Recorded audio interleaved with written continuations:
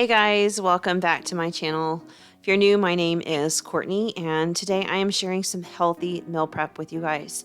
If you watched my grocery haul video, you know that we were on vacation and we ate a lot of junk. We ate buffalo wings and pizza and stuff like that because that's what they had at the resort we were staying at. And we came home and we just felt really like yuck.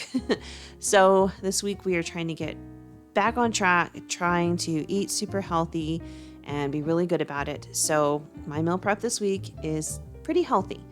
Right now I'm working on some Greek chicken that I'm marinating. This is going to be for my husband's lunches for the entire week. They're Greek chicken bowls. So I've got some olive oil, some Worcestershire sauce. Am I saying that right? You guys tell me if I'm saying that wrong. I'm never sure on that one. It's a weird word. I've got soy sauce, garlic. You can use fresh. I use that pre-minced kind just because I don't like to mess with chopping garlic. I've got lemon juice, some grainy mustard. Any kind of grainy mustard is fine. Oregano, dill, of course. If you've watched any of my videos, you know it's like my absolute favorite herb on the planet. I love, love, love dill. So this, of course, has dill in it. And then some honey. You could totally substitute maple syrup in there if you want to. Maple syrup's really expensive though, and honey, well, it's pretty expensive too, but it's cheaper than maple syrup. So I'm going to be using that. I don't have exact measurements for this, but I'll try to kind of wing it down below. As you can see, I'm just throwing this all together in a bowl. I'm kind of just taking things I've seen people do in a number of different things and mashing them all together to make this marinade. But guys, it was a winner because it tastes really, really good. So right there I have 3 chicken breasts. I just pulled them out and let them thaw from my deep freezer. They were still just ever so slightly frozen. So I'm going to transfer them over to a zip top bag. Make sure that they're separated, of course, because I want this marinade to get all around the chicken. Then I'm just going to pour that in there, and they are going to sit in this marinade for, I think it was like 24 hours. It was a while. I like to let my chicken marinate for quite a good chunk of time just because I feel like it really absorbs the flavors very, very well. So I usually opt to marinate at least overnight, if not 24 to 48 hours in advance for most things that I do. All right, so it is, much later, and I'm going to cook the chicken now. I had some bacon grease because we cooked some bacon, so I'm just using that to make sure that my griddle is, nothing's going to stick to my griddle, really. I should have had one of those brushes. I don't know what I was thinking with a knife. It was really hard to get that spread around, but I do crazy things sometimes. Anyway, I'm getting that all nice and hot, and then I'm just going to place those marinated chicken breasts on my grill pan there, and I'm just going to cook them until they're done. And I'm going to do kind of like a rotation method. So because I have the grill lines on there, I'll let them cook for a little while, and then I'm going to flip them over, and then I'm just going to rotate them to the side all the way. So I get some really pretty, lines on them that kind of crisscross. And there's really no point to that other than it looks really cool. So if you don't want to do that, you totally don't have to. I just love the way it looks. It makes me happy. I feel like I'm some kind of professional, cook or grill master or whatever when I do something like that. So I'm totally all about those lines being all nice and pretty and crisscrossy. But, like I said, you totally don't have to do that. It doesn't affect the flavor. In fact, nobody's even going to know I did that because here in a little while you will see that I totally chopped up all the chicken. And it is just in like chunks and slices. So you can't even see those lines anymore. Anyway, the thing you really need to focus on is making sure that that chicken is cooked all the way through because uncooked chicken can make you super, super sick. And then like my biggest thing that I try to always do and my biggest tip, rest your chicken. So chicken breasts do have a tendency to dry out if you're not careful. I like to put mine on a plate with some foil on top and let them rest for 10 minutes before I slice them open, and that way they stay nice and tender and juicy. And then I slice them up like you see right there on that plate. So in that saucepan that I am stirring right now, I have brown rice and wild rice. I bought that in my last grocery haul. I cooked about a cup of that, so there's like probably a cup and a half. And then I have some quinoa that was in my freezer. Mixed all that together, and then I put in about a tablespoon or so of some Greek vinaigrette just because grains and rice can be kind of bland, and I wanted to put some flavor in there. You could also add lemon juice instead if you wanted to, or you could cook the grains and the rice in chicken broth or, with a little bit of wine in there. Really, it's up to you. It's just for me, it's easy to toss in some vinaigrette. Doesn't take any time. Super simple. So then I divided the grains and rice into 6 different bowls. You'll see me change my mind about that here pretty quickly. I decided that there just wasn't enough chicken for 6 bowls, so I changed everything over to 5. And then I added the chicken to each bowl, as you can see there. So the base of the meal is the rice and grains with this Greek chicken that I marinated and grilled. And we're just putting that on there. And then in this other bowl in the back, I have some veggies. I thought I was filming this. I'm having trouble with my camera. It might just be me, but it's like turning itself off when I'm filming and things like that. So anyway, I sliced and diced some cucumber, tomatoes, and black olives. I would highly recommend Kalamata olives. My husband does not like those, so those are just plain black olives. And then I added some of that Greek vinaigrette in there, stirred it, and let it set for 30 minutes so that it would really soak up the flavor. Those cucumbers will almost pickle if you put them in a vinaigrette dressing. Absolutely amazing. So I'm going to put some of that into each one of these little cups there and pour a little extra dressing over the top. So basically they're going to be like the sauce and the flavor pop for this dish. My husband will heat up the chicken and the grains and then pour those cold veggies with the sauce on the top. Absolutely amazing, beautiful pop of flavor. So good and so healthy too. Oh, you know what I forgot? If you wanted to, you can even add some feta cheese in those Greek bowls. My husband does not like feta cheese, so I did not do that. But if I was eating, I'd totally throw some feta cheese in there. Love that stuff. All right, so let's move on to some healthy breakfast for my husband and my oldest. I'm going to really use the term healthy pretty loosely here. It does have bread in it, and bread's not always the healthiest. It's just regular bread. I bought it at Walmart. I think they're called hard rolls. They were like $2 and some change. You get a big bag of 12. It's an awesome deal. But everything else is going to be fairly healthy for the most part, and it's certainly healthier than like a breakfast burrito or something like that. So we're going to go with it because even my oldest ate this. He loved these. So I got my skillet heated up and I added a little bit of bacon grease. Go with me on this. I know I said healthy and then I'm like, bacon grease. I cook bacon over the weekend because we eat breakfast on the weekends. I hate to let it go to waste, so I always try to use it where I can. And it's perfect for stuff like this. And FYI, spinach and bacon are like best friends. They taste amazing together. So just a little bit of bacon grease in the bottom of the skillet, and then I'm going to start working the spinach in here. So basically I'll put some in and saute it for just a couple minutes, kind of turn it around a little bit in the pan as it wilts, make some more room and add some more in there. So I'm doing like a whole bag. I'm not entirely certain how much one of those bags weighs because I threw mine away now. I couldn't tell you. I want to say it's like 16 ounces. But I just worked it until I had enough room in that pan to fit the entire bag in there. At one point, I even poured just a tiniest bit of water in there to kind of help create some steam to wilt this down a little bit more. And at the end of the day, that whole entire bag of spinach was like next to nothing. But that's how spinach is, right? It looks like a lot and it never ends up being a lot at the end of the day. It looks like way more than it is once you cook it. But, you know, that's just how it goes. It is really good and it makes a really nice omelet. I think I love spinach. I think it has a great flavor. My husband also loves spinach. I was a little surprised that my oldest liked it as much as he did. He likes spinach, but usually it's more like he likes raw spinach on a sandwich or in a salad. I don't think he's really fond of cooked spinach, but he really liked this breakfast. So once I got the spinach all nice and almost completely wilted down, I went ahead and tossed in some bacon. That was way more bacon than I needed. I wasn't paying attention. I was, as you can see, my son was in the background there and I was talking to him. So I tossed in way too much, but I buy my bacon at Sam's Club. It's a bag called Real Bacon Pieces. It's by Members Mark. It's like $8 and it's a huge amount of bacon. It's such a good deal because you can put it in things like this and get a lot more money or a lot more bacon for your money than if you just buy and cook bacon. And it tastes really good too. I also added a little bit of garlic powder because flavor. Gotta have some flavor. Bacon and spinach and garlic go really, really well together. You could put in real garlic if you want to, but I really felt like the garlic powder was easy, it was simple, and it did exactly what I wanted to. And I'm not certain I would feel good biting into like chunks of garlic in an omelet, but I know other people it doesn't bother them. So if that's what you want to do, go for it. It'll probably taste absolutely fabulous.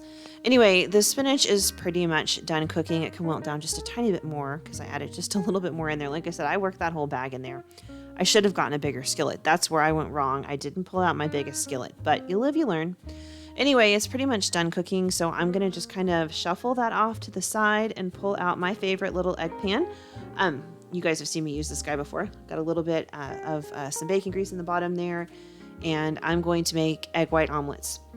I absolutely love this pan, by the way, and I checked on the box. It actually is called an egg pan. That's just what I was calling it because I'm like, oh, look, you can cook an egg in here. It's the perfect size. Apparently, that's what it's for. Anyway, a little bacon grease, and yeah, I know I'm a little overboard with the bacon grease.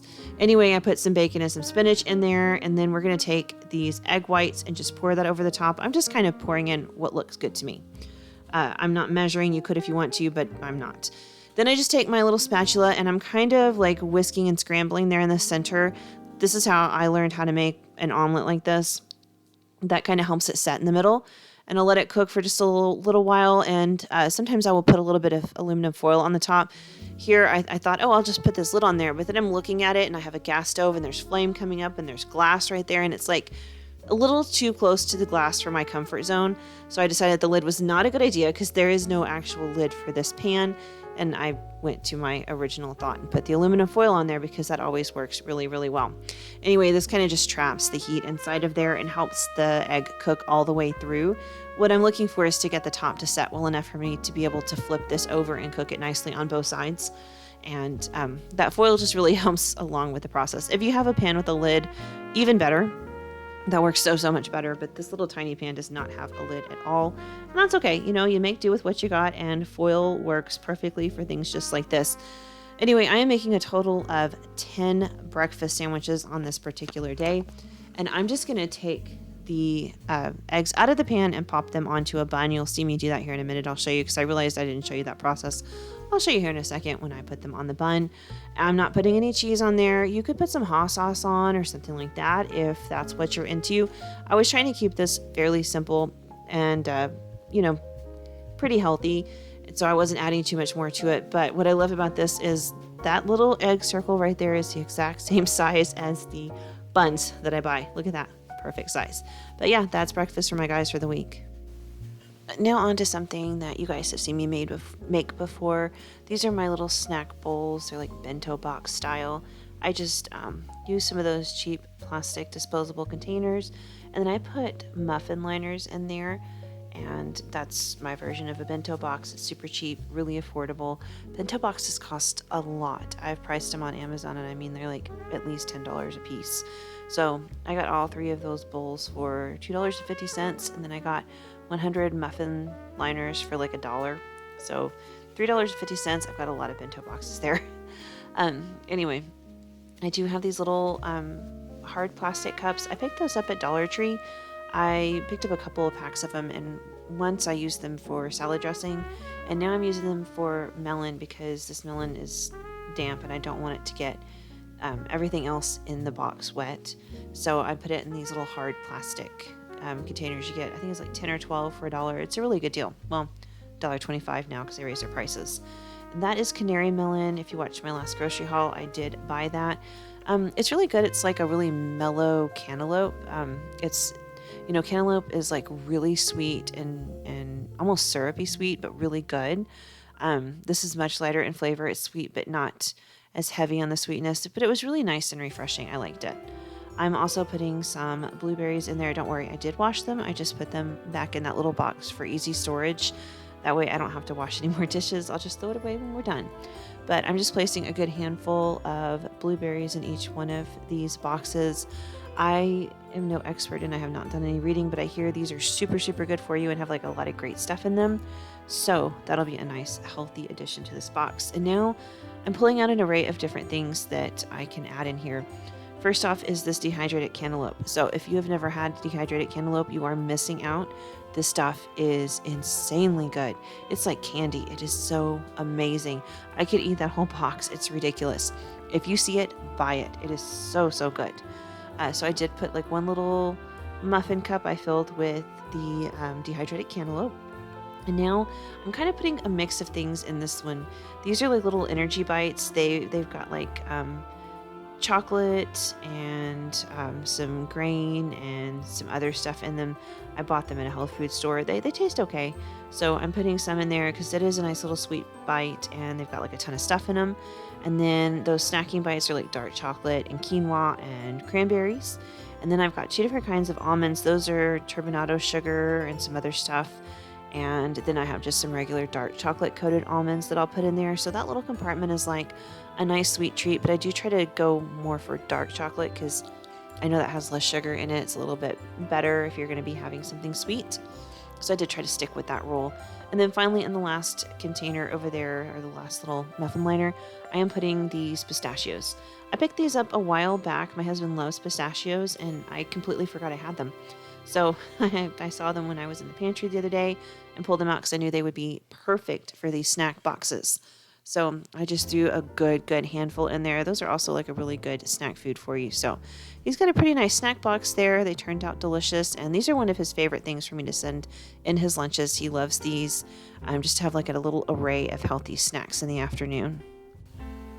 All right, if you watched my last grocery haul, you heard me complaining about the price of this kale salad at H-E-B. It's actually one of my favorite things. I love it there. It's in their pre-made meals section. And it's a pretty simple salad. It's kale and Parmesan cheese, and there's some sort of lemon dressing on it. Usually it's like $3 and some change. It's a very small container. I went the other day, and with a coupon, one of their famous yellow coupons, it was $6.99. That is absolutely crazy. It's a small container. It's like one serving, really. I mean, you could break it in half and make 2 servings out of it, but they would be 2 very sad servings. That's a ridiculous price. So there was no way I was going to pay for that. So I thought, well, I'll just make my own because I'll get more bang for my buck.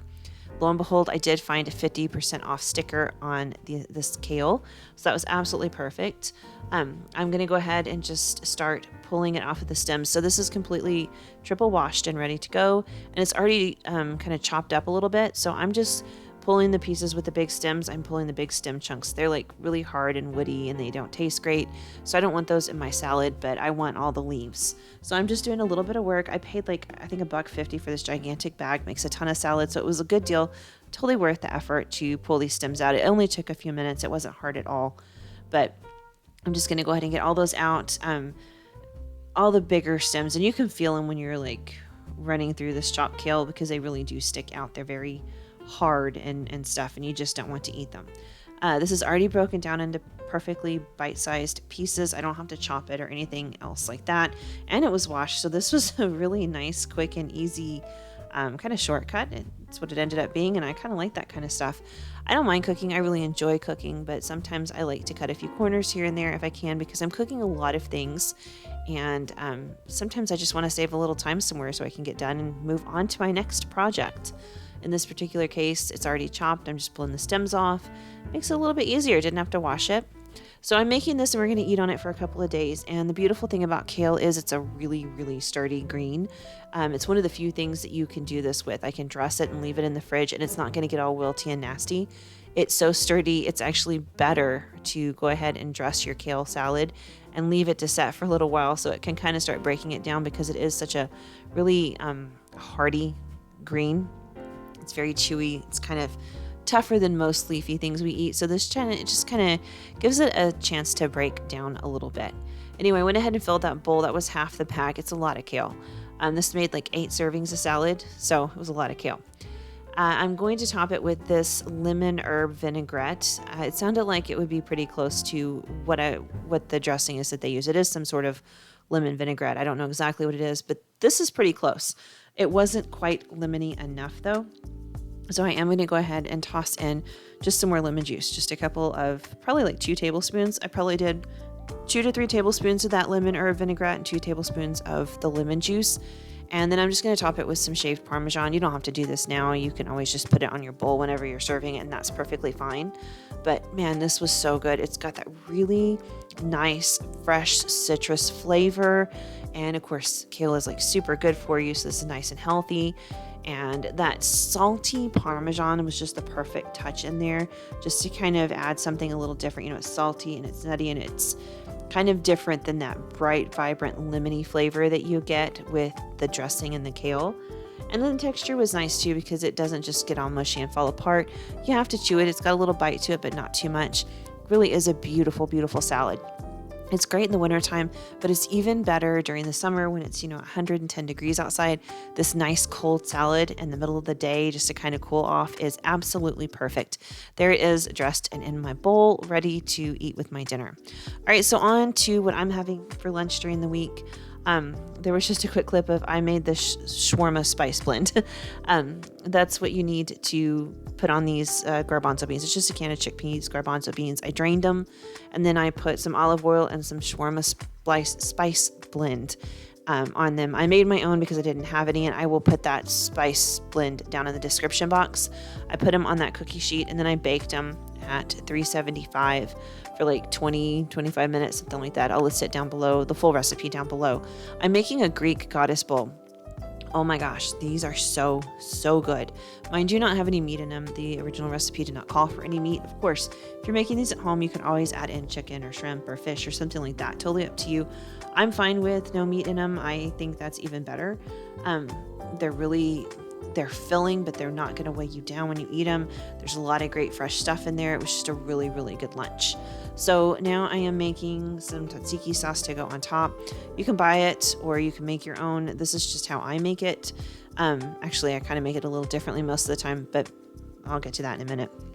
Anyway, you could always buy it or you can find whatever recipe you want online. Typically, I will mix cucumber, mint, fresh mint that I have chopped up, lemon juice, salt, pepper, and yogurt. Today, I'm doing it a little bit differently. I've got cucumber, yogurt, lemon juice, salt, pepper, and instead of mint, I'm putting dill in there. And oh, that was a winning combination.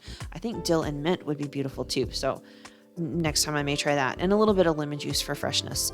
You don't have to put the lemon juice in, but I really like it. I think it brings a nice vibrant touch to the whole sauce. Anyway, you could grate your cucumber and it's really a lot better, but I like chunky stuff. Like I like texture. So I wanted mine in bigger pieces. So this is a really small dice that I have done here. And I did almost the whole cucumber in the bowl because I like a lot of cucumber. Cucumber is one of my favorite vegetables. You could go lighter if you wanted to, totally up to you, but I like it a little heavier. Grating the cucumber really makes the chunks smaller, and when I've served this to other people, I've actually just put everything together in the food processor and, just let it blend up for a little bit until it's almost liquefied, and a lot of people really like that. For me, again, though, I like texture. So I am throwing about, I don't know, maybe 2 teaspoons of dill in there. I could have thrown more in, really, if I'm being honest. I love dill. I think I could just eat it. Just put it in my mouth and eat it. I love the stuff. It is so good and so fresh. Anyway, there I am adding the lemon juice. You could go as heavy or as light as you want on there. I probably did about 2 tablespoons here, and I'll actually add some more in a minute. I like my lemon juice too. It's got that nice freshness to it. Really, it's something I need in my dishes. It tastes great. And now I'm going to put in my yogurt. As you can see, I do not measure, never do. Not my thing. I'm just eyeballing it, and I can always put more in if I need to, but I'm good. I'm going to go ahead and mix everything up, and I did feel like it was just a little bit on the thick side, so I am going to add a little bit more lemon juice in, and it was perfect. I can't remember if this was plain yogurt or Greek yogurt. I really want to say I got plain yogurt, but it sure does look thick, doesn't it? Usually plain yogurt's a little bit more liquidy than that, but I really want to say I did not pay the extra to get Greek yogurt. Maybe I did, and I just don't remember. Anyway, I'm going to go ahead and just mix this up. And I do make this in advance, put it in the fridge, and let all the flavors meld together. That cucumber will really mix with the yogurt if you do that, and the flavor will be so much better. So at least 30 minutes, couple of hours if you can. I made this like 2.5 hours before I was ready to eat. So it definitely had some time to sit and meld and do its thing. All right, so I'm going to go ahead and chop up some more cucumbers because the Greek goddess bowls themselves just call for cucumbers. They actually call for cucumbers, tomatoes, and carrots. I am not a huge fan of carrots, so I'm just not even going to go there. You'll see me occasionally work with them. I put them in things when they're called for, and every once in a while, I will even roast them. Just not my favorite vegetable, though. I am going to go heavy on the cucumbers because, as I said a minute ago, love me some cucumbers. And behind the scenes, you can't see this, I bought just some boxed tabbouleh mix. I have that doing its thing. You mix, I think it's like a cup or so of water with the box mix, and it's boiling water, and you let it set. And there I put the whole thing together. Tabbouleh on the bottom, tzatziki on the sauce, those roasted chickpeas, cucumber, tomato, and of course feta cheese. And you know what I forgot? Kalamata olives. I bought them because I love them, and I didn't put them on there. I just now realized that looking at them. So on the next one that I make for myself, I will definitely top it with Kalamata olives. Anyway, that recipe will be down below in the description box. I cannot recommend it enough. It is so good. And the last thing I'm going to share is my breakfast for the week. I do not eat breakfast very often. I won't eat this, but maybe twice this week. I had it right here where I'm cooking it, and I will probably have it like one other time this week because I'm just not a huge fan of breakfast. Anyway, I am making myself a spinach and egg white omelet. I am just taking some spinach and putting it in the skillet. I'm going to add some salt. I'm going to add some pepper. I just did a little bit of olive oil in mine because I'm out of bacon grease at this point, and that's fine. That's just a handful of spinach. Now, what makes mine different from everybody else's is, one, it's not in a sandwich. I'm cutting carbs and calories with the no bread approach. And two, I'm going to add in feta cheese. If you have never had a spinach, egg white, feta cheese omelet, you are missing out. That salty, briny flavor is amazing. It is so good with eggs. So I'm going to toss the feta cheese in there like just a minute or so before the egg whites go in. And then I will pour my egg whites over the top. And just like I did in the tiny egg pan, I'm going to, put a lid on this and let the egg pretty much solidify. And then because I'm making a full omelet here, because it's not going on a sandwich, I'm just going to fold mine in half. Oh man, this was so good. I haven't had this in probably like a year or two, and I miss it. The first time I ever had it, I got it at Starbucks when I was going through the drive-thru one morning, and I was starving, and I'm like, ooh, that sounds good, because I love feta. It is so delicious. You've got to try this one. And in case you're wondering, that big thing of egg whites I have, that goes a long way. They do come in smaller containers, but I know they're kind of pricey. That was like $4 and some change. It's worth it. It goes a long way. Not to mention the cost of eggs. Can we talk about that for a second? Wow. In my area, they have gotten crazy expensive. So now it doesn't seem so weird for me to pay $4 and some change for this big thing of egg whites, because I'm paying that much for, a couple dozen eggs as it is. All right, so there, my eggs are mostly cooked through. I'm kind of moving it around, seeing how solid it is. Looks good to me. We're going to go ahead and fold it in half. You can see it started to brown just a little bit on the bottom. That's that cheese melting. Oh, it's so good. Look at that. Absolutely delicious. I hope you guys try this one. It is so good.